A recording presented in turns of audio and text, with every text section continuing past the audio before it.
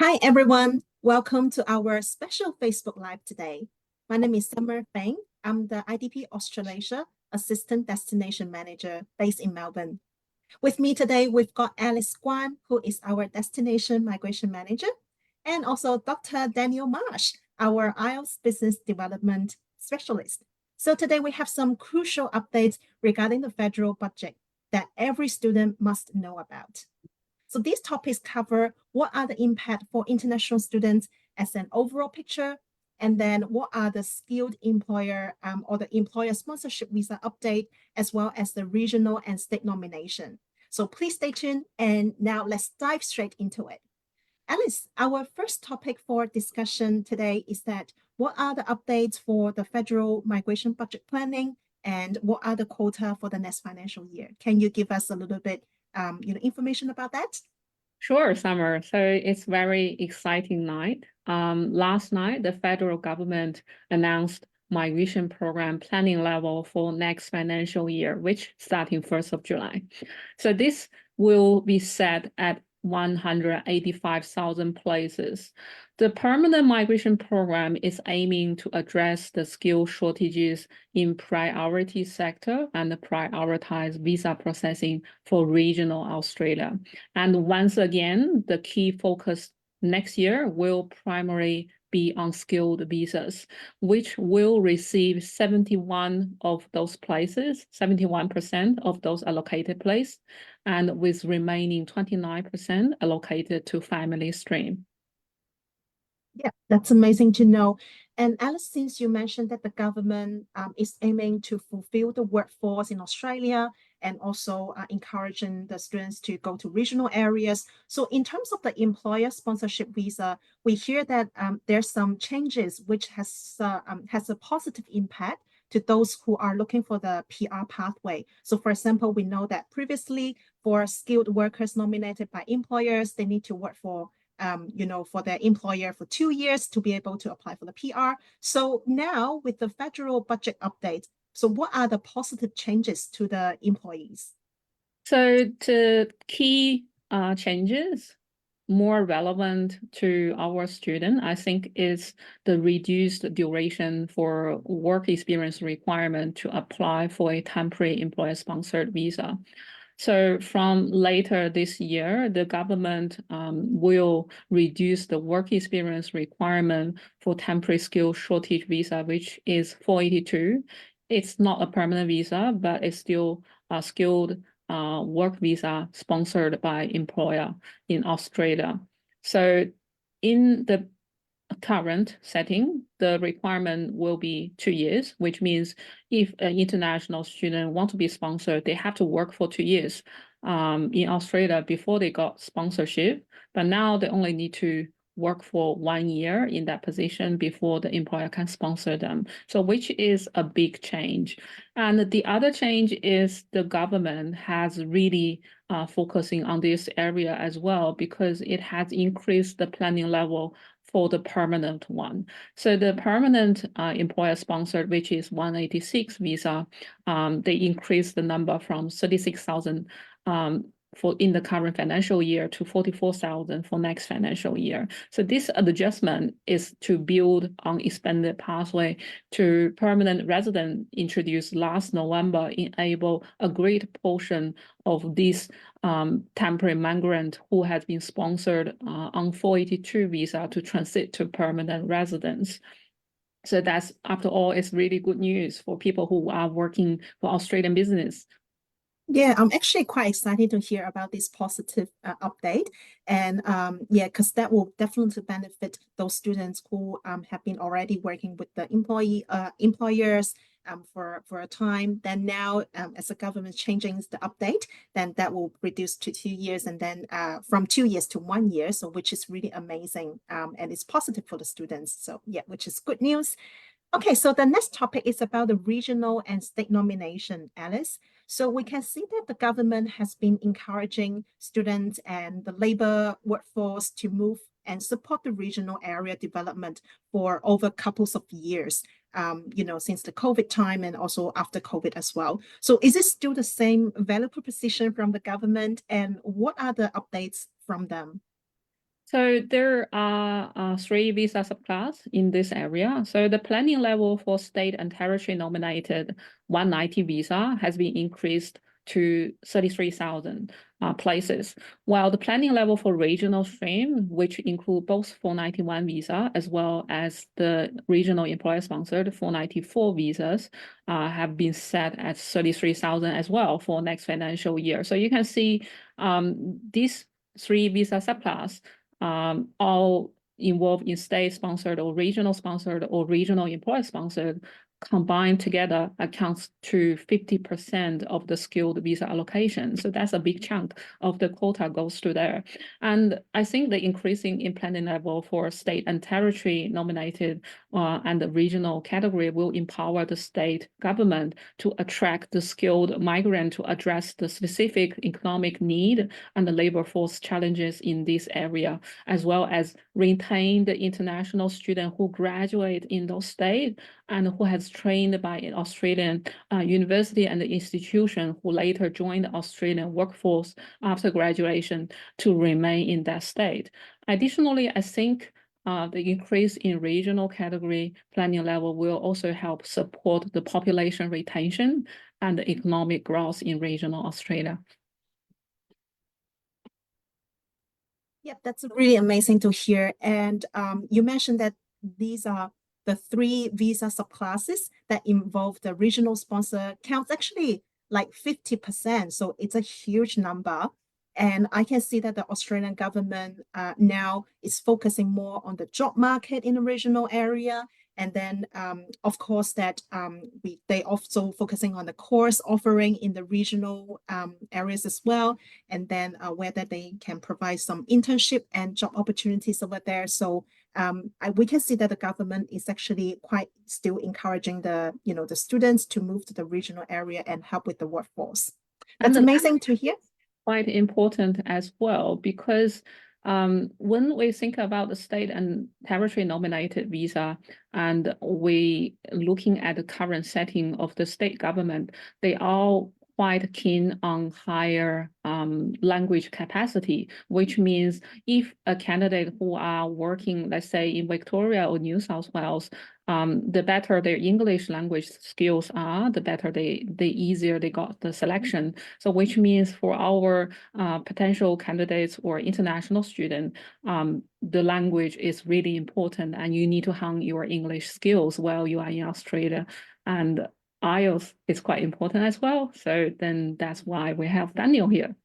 Yeah, yeah. So that's what we also mentioned. That I'm glad that Alice, you also mentioned about the English language requirements increase recently for the update, and that's why, and that's here the reason that we would like to also invite our IELTS colleague Daniel to talk about more about the English language requirements and what you guys need to prepare. So Daniel, as Alice already mentioned, that the English requirements for the employer sponsorship visa increases, and also the independent skilled migration quota decreases, and the state nomination visa now is requesting on the high English language proficiencies. So with all those government's English language changes, which indicate that the high English language proficiency is essential for Australia to gain a high quality migrants and workforce. So are there any tips and perspective that you would like to share with our students so that they can prepare and equip themselves as soon as possible?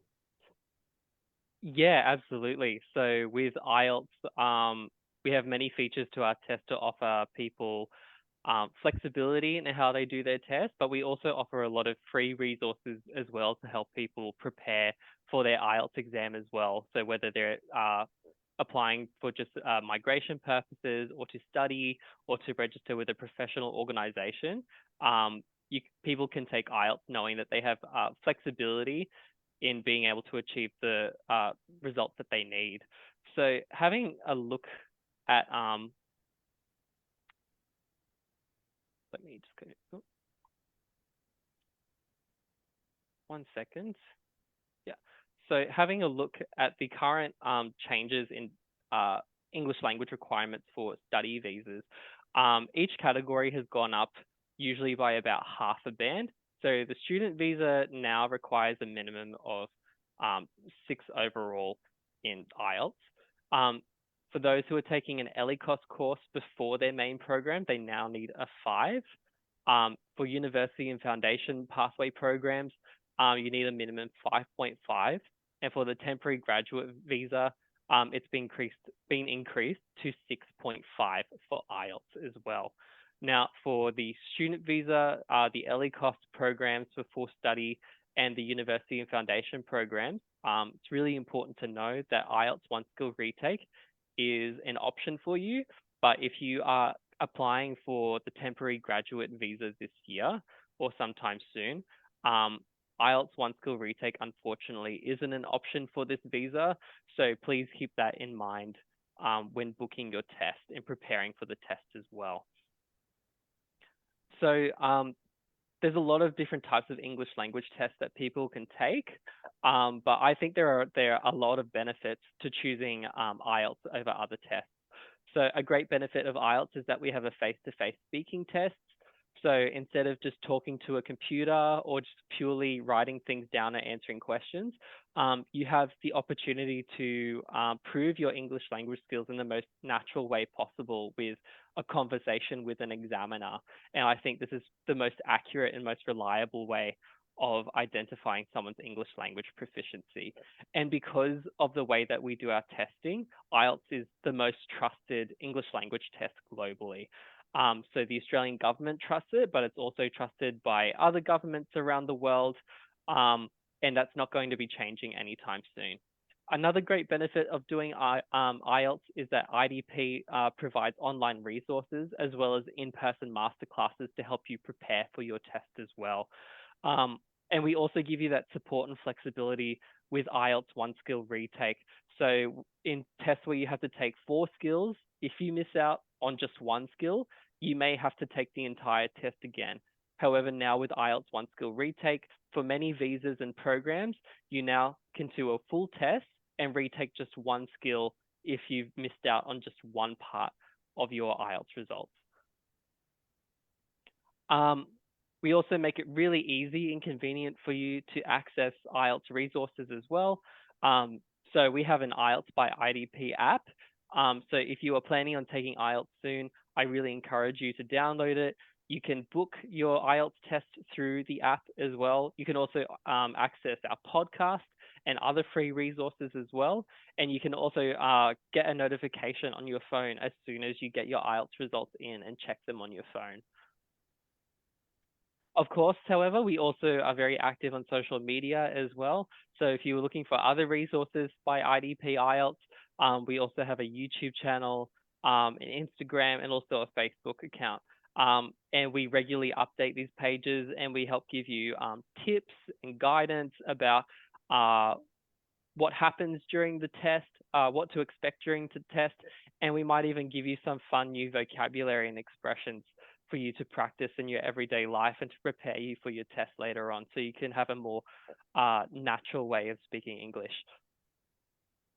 So if you're currently in Australia or you're near an IDP IELTS test centre, you can scan the QR code or just follow the website ielts.com.au/events.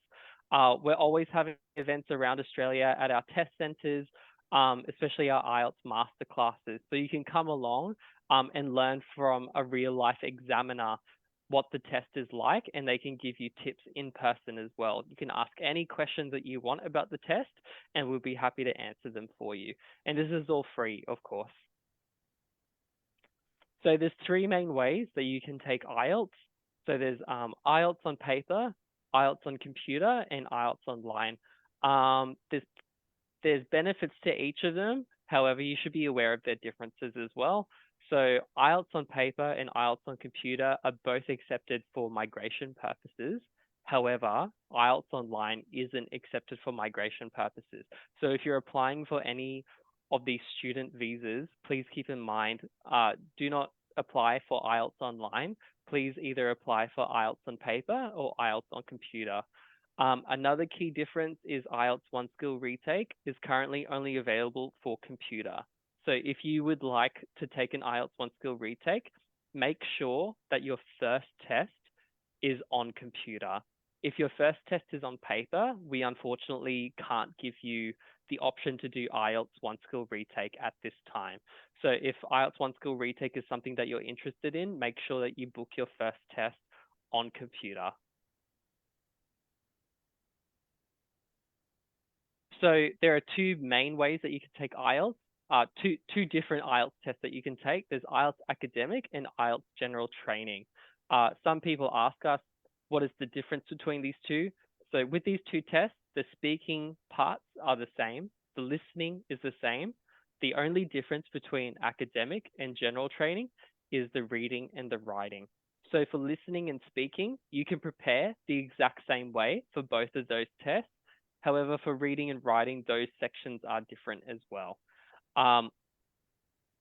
Now, you might be wondering which test you need to take and prepare for, and that really depends on what you're applying for. So if you're applying for a university and anything for the bachelor degree level or above, we strongly recommend taking the IELTS academic test. And for any TAFE courses or VET courses where it may be at the diploma level or below the bachelor level, we recommend that you take the general training. However, general training is also accepted for many other visa subclasses as well. Our best advice to give you is to check the website of the organization that you're applying to and check which IELTS test that they accept. Another thing to consider is how long the IELTS results take to get back. So for IELTS on paper, it can take you up to 13 days.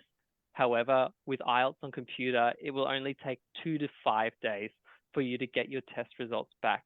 So if you need your results back as soon as possible to put in your application for the temporary graduate visa or any other visa, IELTS on computer might be the best decision for you. However, if paper is still your preference, you can still book that, but please keep in mind that the results from IELTS on paper do take longer to get back than IELTS on computer. So this is my favorite thing about IELTS at the moment is the IELTS One Skill Retake. So I think it's a really great feature of IELTS, and I think it's a major advantage over other major tests that people may be thinking about taking.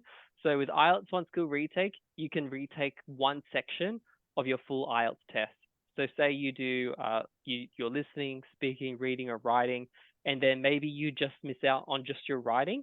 You will have the option to retake that and improve your score, and you'll be able to apply to the organization that you need to, whether it be a university or TAFE or even a professional organization to register.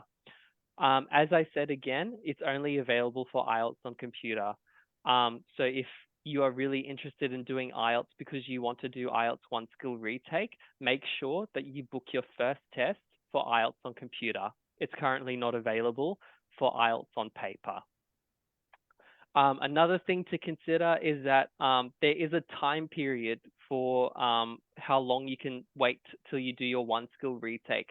So you have 60 days from your original test to rebook your IELTS One Skill Retake.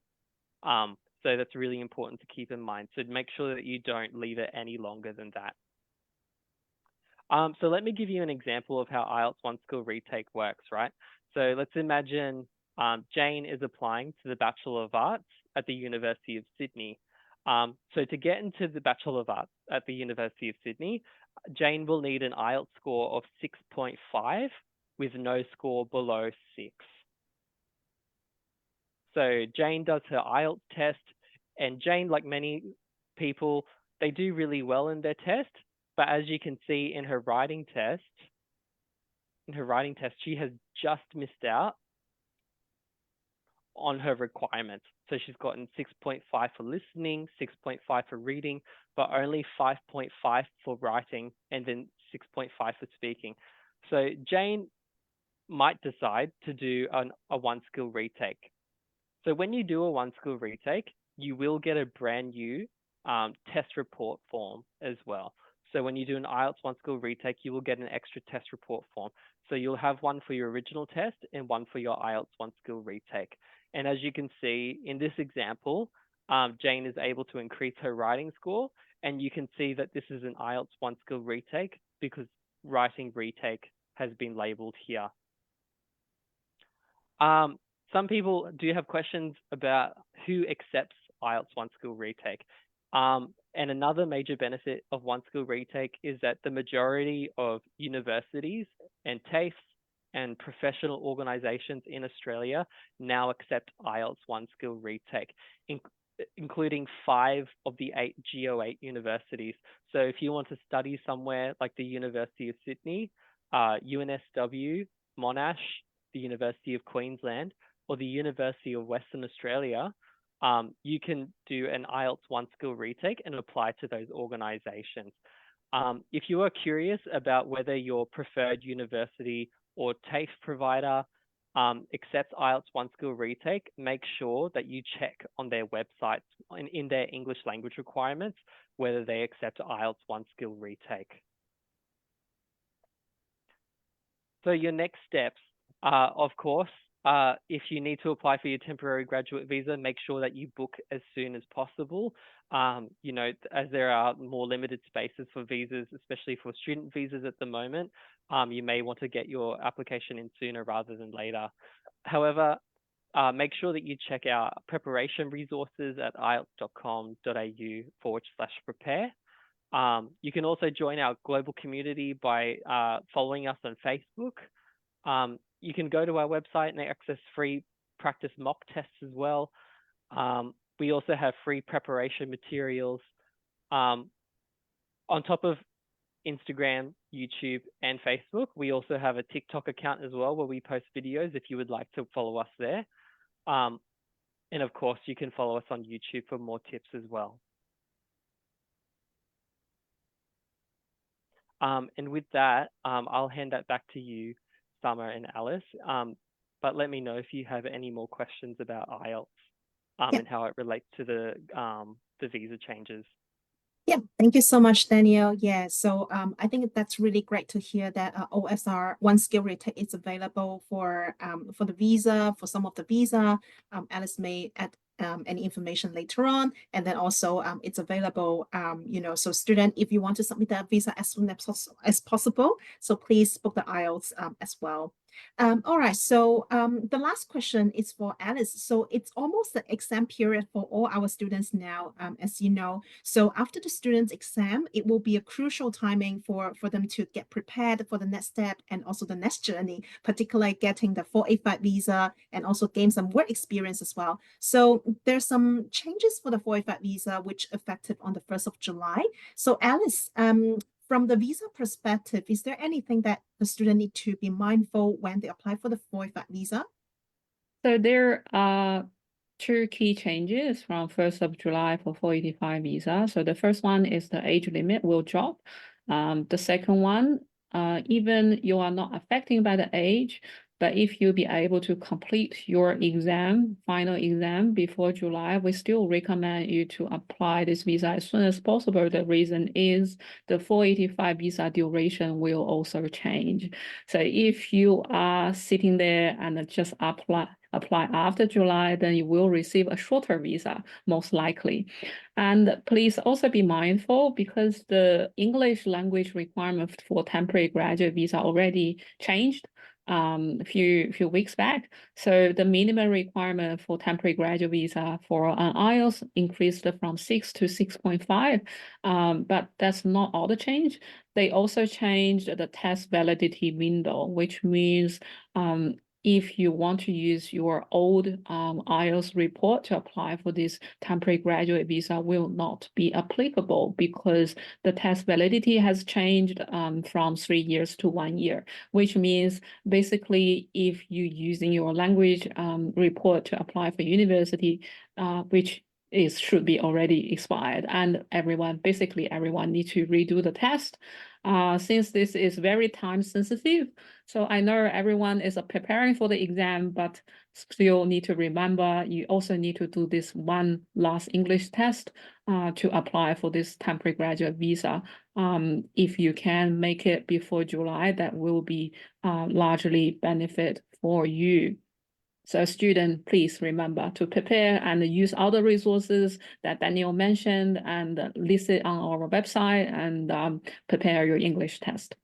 Yeah, amazing. So I totally agree with you, Alice. So I think that two main things the student need to be aware. First is that you need to prepare all the documents, and even though you haven't got the academic transcript, but feel free to contact our registered IDP registered migration agent to guide you more how to prepare the documents and how to submit the application. And also the second thing is that for the English language requirements, as Alice already mentioned, that it's actually increasing from 6 to 6.5 now. And also the English result will valid to 2 years, to 1 year now. So it's valid to 1 year. So which is if you're taking, 1 year ago, it's already expired. So you need to book the IELTS as soon as possible. All right, so just be mindful about the time. So I understand that the process might be complicated. And if you're not sure, please find a trustworthy agents like IDP to guide you through the process. And to provide you with the personalized guidance, we are offering one-on-one consultation sessions with our experienced registered migration agents and education counselors. And our IELTS offer one skill retake as well if you want to submit a visa application. So overall, our services are designed to address your specific questions and concerns, ensuring that you have the support and information that you need to navigate the visa and education process successfully. So thank you very much, Alice and Daniel, today. And thank you everyone for joining us. If you have any questions, please feel free to reach out to us directly. So for more information about how to contact us, please see the registration link given below in our comment section. So we hope this session is helpful to you, and we look forward to seeing you soon if we have any more updates. So everyone, bye for now. Thanks, Alice and Daniel. Thank you. Thank you very much.